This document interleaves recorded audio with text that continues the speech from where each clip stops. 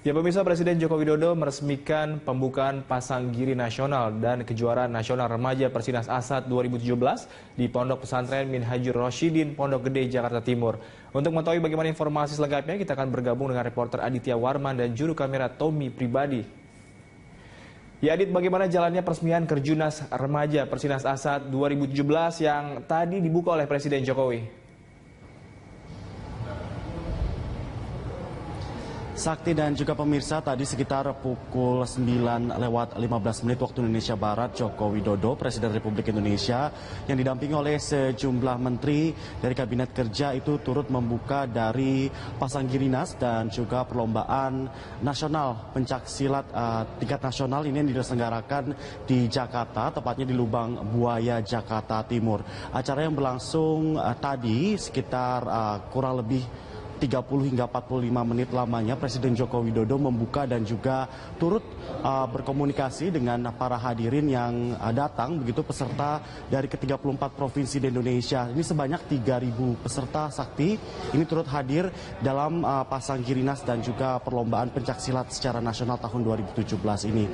Selain memang peserta ataupun atlet pencaksilat dari seluruh Indonesia, ini juga turut dihadiri oleh ulama, yaitu sebanyak 2.000 ulama. Tadi kami mendapatkan data yang hadir juga dari ke-34 provinsi yang turut meramaikan Pasanggirinas per tahun 2017 yang diselenggarakan di Jakarta di Lubang Buaya. Yang cukup menarik, tadi Presiden Joko Widodo menyampaikan ini kali keduanya Presiden ataupun Joko Widodo secara pribadi membuka Pasanggirinas. Yang pertama ketika memang beliau menjabat sebagai Wali Kota Solo, di mana Pasanggirinas dan juga perlombaan pencaksilat nasional ini diadakan di Solo, di tempat kelahiran dari Joko Widodo itu sendiri. Dan sekarang di tahun 2017 ini Joko Widodo kembali meresmikan dan juga membuka dengan status yang berbeda, yaitu sebagai Presiden. Pernyataan Presiden Joko Widodo ini turut mengundang banyak tepuk tangan dan juga mencairkan suasana, di mana banyak sekali mengapresiasi jejak dari Presiden Joko Widodo yang sebelumnya sebagai wali kota dan juga sebagai Presiden saat ini, yang mengapresiasi dan juga turut memberikan konsentrasi dan perhatian lebih kepada sejumlah pesta olahraga seperti itu, yang memberikan atensinya lebih. Dan ini juga dianggap cukup berpotensi untuk melahirkan dan juga mendidik atlet-atlet sejak dini, khususnya pencaksilat sebagai salah satu olahraga tradisional yang berasal dari Indonesia. Sakti. Ya Adit, sudah kedua kali Pak Joko Widodo membuka Kejurnas Persinas Asad 2017.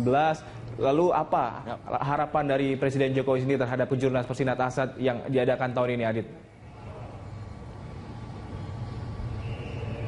Sakti, disampaikan di depan dari ribuan peserta yang hadir pada pagi hari tadi, Joko Widodo menyampaikan apresiasi yang cukup tinggi kepada pihak penyelenggara. Kenapa? Karena ini seperti yang saya jelaskan sebelumnya, Sakti.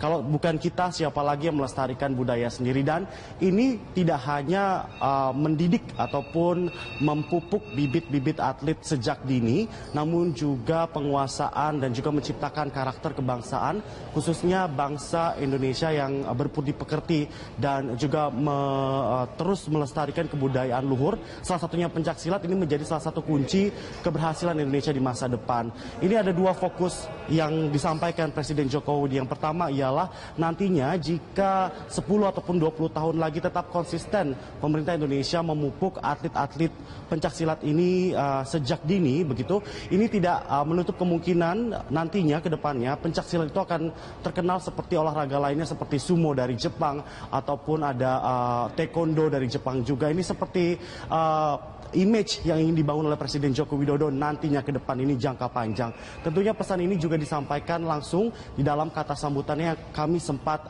potong dan akan Anda saksikan sesaat lagi. Berikut cuplikannya. Saya ingin menyampaikan apresiasi dan penghargaan yang tinggi kepada Persinas Asad yang telah ikut memelihara, ikut merawat, ikut menjaga tradisi warisan leluhur kita, seni bela diri, pencaksilat.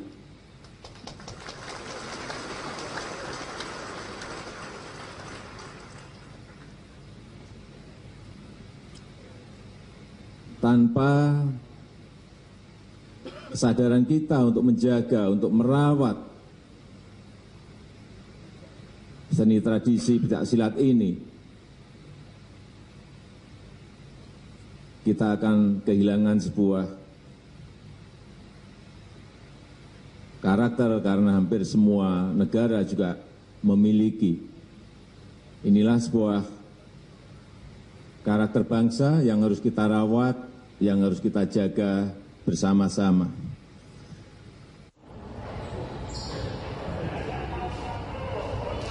Sakti, itulah informasi yang dapat kami sampaikan dari peresmian yang langsung dibuka oleh Presiden Joko Widodo dari Pondok Pesantren Minhajur Roshidin, Lubang Buaya, Jakarta Timur. Kita kembali ke studio. Ya baik, terima kasih Aditya Warman atas informasi dan juga laporan Anda. Ya pemirsa, Presiden Joko Widodo melepas ratusan atlet Indonesia untuk mengikuti SEA Games 2017 di Kuala Lumpur, Malaysia. Dan untuk mengetahui bagaimana informasi selengkapnya, kami telah terhubung bersama dengan reporter Nori Utari dan juga juru kamera Tommy Pribadi dari Istana Merdeka, Jakarta Pusat. Ya langsung saja kita sapa Nori, bagaimana jalannya pelepasan sejumlah atlet yang sudah siap diberangkatkan menuju ke SEA Games 2017? Ya Sakti, bahwa baru saja selesai pelepasan kontingen Indonesia untuk SEA Games 2017. Pelepasan ini dilakukan langsung oleh Presiden Joko Widodo di lapangan tengah Istana Merdeka, Jakarta Pusat. Tadi juga turut hadir yaitu Menteri Pemuda dan Olahraga Imam Nahrawi dan Ketua Komite Olimpiade Indonesia Erick Thohir dan Menteri Koordinator Bidang Pembangunan Manusia dan Kebudayaan Puan Maharani. Dalam pelepasan ini tadi juga ada penampilan yaitu pencaksilat dari perwakilan atlet Indonesia, dan tadi juga ada yang menarik Sakti bahwa tadi ada permainan tenis meja antara Presiden Joko Widodo bersama Erick Thohir melawan atlet senior yaitu Susi Susanti dan Yopi Warsono. Diketahui bahwa atlet Indonesia yang bergabung dalam kontingen Indonesia akan berlaga di SEA Games 2017 di Kuala Lumpur, Malaysia pada tanggal 19 sampai 30 Agustus mendatang. Ada sekitar 533 atlet Indonesia yang akan mengikuti 37 cabang olahraga yang dipertandingkan, diantaranya adalah sepak bola, bulu tangkis, voli sampai dengan ski air, dan ditargetkan Indonesia akan meraih yaitu juara umum untuk ke-11 kalinya. Dan tadi juga Menteri Pemuda dan Olahraga Imam Nahrawi mengatakan pihaknya saat ini sedang menyusun yaitu bonus bagi atlet yang mampu meraih medali emas, akan diberikan uang tunai dan promosi sebagai pegawai negeri sipil. Tidak hanya itu saja, bahwa nantinya atlet yang berhasil meraih medali emas, perak, dan perunggu juga akan mendapatkan yaitu rumah dari pemerintah Indonesia. Namun sampai dengan saat ini Imam Nahrawi belum dapat memastikan berapa total bonus yang nantinya akan diberikan kepada atlet Indonesia yang berlaga di SEA Games 2017. Sakti. Ya Nori, apa pesan penting yang disampaikan oleh Presiden Joko Widodo dalam acara tadi? Iya Sakti, tadi dalam pidato Presiden Joko Widodo ia mengutarakan bahwa pihaknya sangat menaruh harapan kepada atlet Indonesia untuk bisa memenangkan seluruh pertandingan di SEA Games 2017 dan meraih yaitu juara umum kembali. Dan juga Jokowi berharap melalui atlet Indonesia bisa menjadi ajang pembuktian bahwa Indonesia adalah negara yang mampu bersaing dengan negara lain dan juga mempunyai jiwa pemenang. Dan berikut kutipan pernyataan dari Presiden Joko Widodo. Ingatlah bahwa di sana saudara-saudara mewakili Indonesia, negara yang sudah 10 kali menjadi juara umum di SEA Games. Ini perlu diingat. Negara dengan jumlah penduduk terbanyak di Asia Tenggara, 250 juta penduduk yang mendukung saudara-saudara untuk mengharumkan nama bangsa dan negara. Saat saudara jatuh, 250 juta rakyat Indonesia akan ikut menangis. Dan saat saudara bangkit, 250 juta rakyat Indonesia juga akan bersorak gembira sebab mereka merasakan kemenangan setiap atlet Indonesia. Satu hal yang lebih penting daripada meraih medali di SEA Games adalah saudara-saudara menunjukkan pada dunia bahwa bangsa kita adalah bangsa yang tangguh, bangsa yang sanggup bersaing, bangsa yang bermental pemenang, yang menjunjung tinggi fair play, yang menjunjung tinggi disiplin. Jadilah sumber inspirasi, sumber optimisme bagi seluruh rakyat Indonesia yang akan menyaksikan perjuangan saudara-saudara semuanya. Terakhir, saya ucapkan selamat berjuang, mengharumkan nama Indonesia, mengharumkan nama negara, mengharumkan nama bangsa. Dari tanah air, saya menanti lagu Indonesia Raya berkumandang di SEA Games ke-29 dan bendera merah putih berkibar dengan gagah mewakili kebanggaan bangsa Indonesia. Progres pembangunan konstruksi Light Rail Transit atau LRT sudah mencapai hampir 20%. Jika tidak mundur dari jadwal, rencananya LRT akan rampung dan bisa digunakan pada akhir 2019.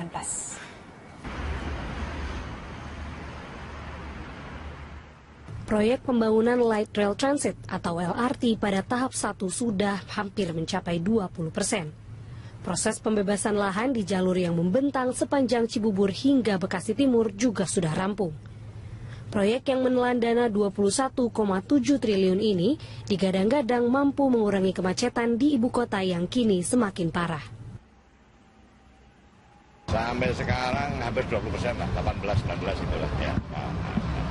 Kalau fisik ini kan bobotnya kecil, yang mahal kan yang sistem ada power supply dan sebagainya itu lebih mahal.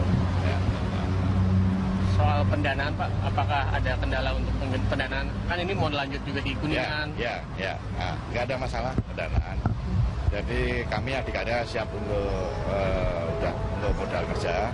Kemudian dari pemerintah sudah menugaskan KAI untuk melakukan pembayaran kepada adik-adik. Ya. Dan KAI sekarang sudah dapat tujuan ada PMN dari pemerintah. Dananya dari mananya Pak? Struktur pendanaan LRT ini didapat dari sejumlah pihak, di antaranya penyertaan modal negara dari PT KAI, investasi dan modal karya adikarya, dan juga pinjaman perbankan. Menko Kemaritiman Luhut Binsar Panjaitan mengungkapkan sistem pendanaan konstruksi LRT ini dibuat dengan model baru. Keuntungannya mampu berhemat hingga 6 triliun rupiah.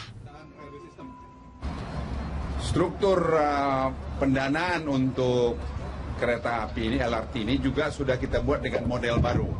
Anak-anak muda yang membuat, yaitu dengan anak-anak muda dari Pak Budi Karya di kantor saya. Nah, mereka mendapatkan satu format baru sehingga bisa menghemat sampai 6 triliun rupiah.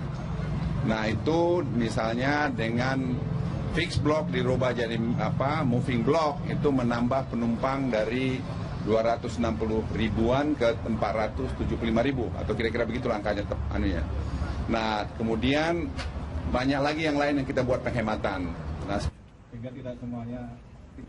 Meski pemerintah menggelontorkan dana yang cukup tinggi, pembangunan LRT ini dinilai penting guna menjadi salah satu solusi mengatasi kemacetan di ibu kota.